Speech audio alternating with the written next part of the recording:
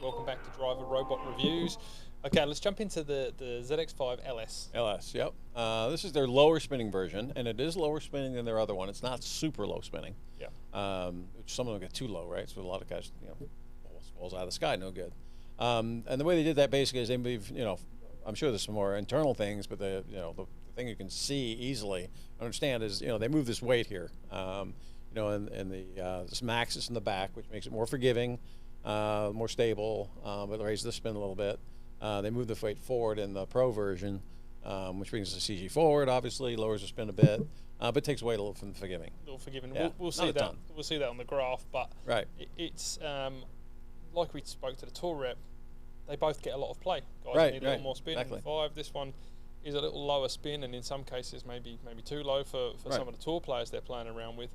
But it's a great option because it's got a big body relative to some of the low spin things out there. Yeah, and it sounds like, and this is pretty typical with most companies, depending on what models they came out with and stuff. But, the bigger ones in low spin versions seems to be doing better than the smaller heads. Yeah. Titleist's got the 4, which is a small head, which is really rare even on tour.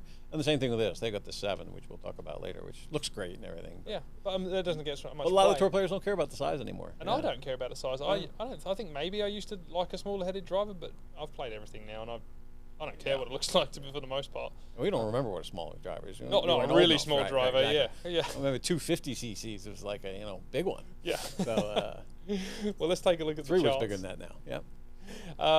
We can see there the graphing gets a little wider, CG's further forward, so it's going to get a little more twist in.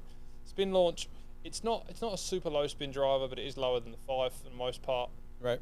And then heel and toe, pretty good again, really good.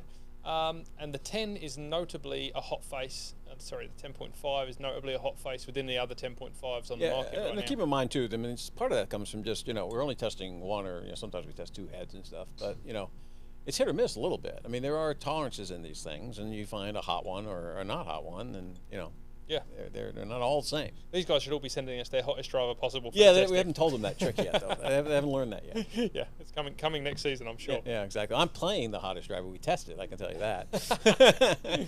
I really do like the shape of these things. Yeah, they look really clean. Yeah, not much going on. That's why I do like that. 4.5 tour rating. Again, this is one of their most played tour drivers, so that makes sense. It's all titanium, no carbon in it, so it sounds really good. Obviously, there's advantages to carbon fiber. It's lighter, but carbon fiber doesn't bend very well. And what their story is in this is it's super thin along the top, just inside the face.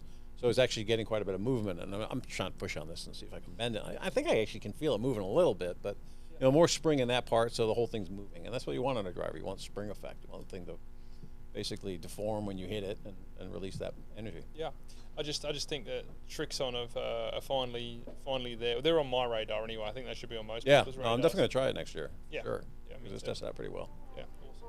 Perfect. Right. Thanks, Mark. Cheers.